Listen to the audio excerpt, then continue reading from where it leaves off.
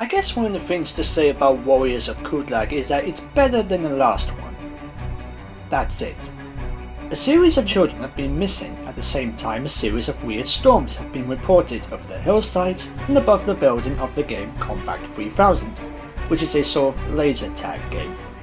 While Sarah Jane and Maria investigate a series of thunderstorms, Clyde and Luke have a go at trying out the game. However, it appears that the game has been rigged by an alien known as Kudlak and his mistress, who have been capturing children for the war with the Malach. I guess I should first say that Sarah Jane and Maria again don't have much to do, which is understandable since this episode is meant to focus on the boys. But for what we got, it made me like seeing Sarah Jane and Maria working together. They actually make a pretty good team. I do like the scenes with Sarah Jane's machine on the hilltop. It does show how much of a genius Sarah Jane can be, especially when it comes to technology. I guess those days training with UNIT actually paid off. One of my favourite moments with Sarah Jane is the scenes with Mr. Grantham, the manager of the game, especially that Sonic lipstick scene. To me, Luke and Clyde are the stars of this story. Luke seems to have spent the episode trying to be smart and funny, which, yeah, doesn't work. Hey man, comedy can be hard, which is understandable since he's trying to understand how the human world works. But luckily, Clyde is there to keep him company. Basically, any scene with them two together are the highlights of the episode.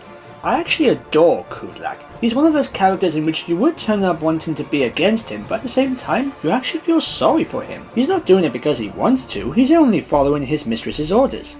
I won't give away a plot point at the end of the episode, but let's just say, as obvious as it might be, it does actually make sense. Sure, his beetle design is pretty basic, but he seems like a good monster for Doctor Who.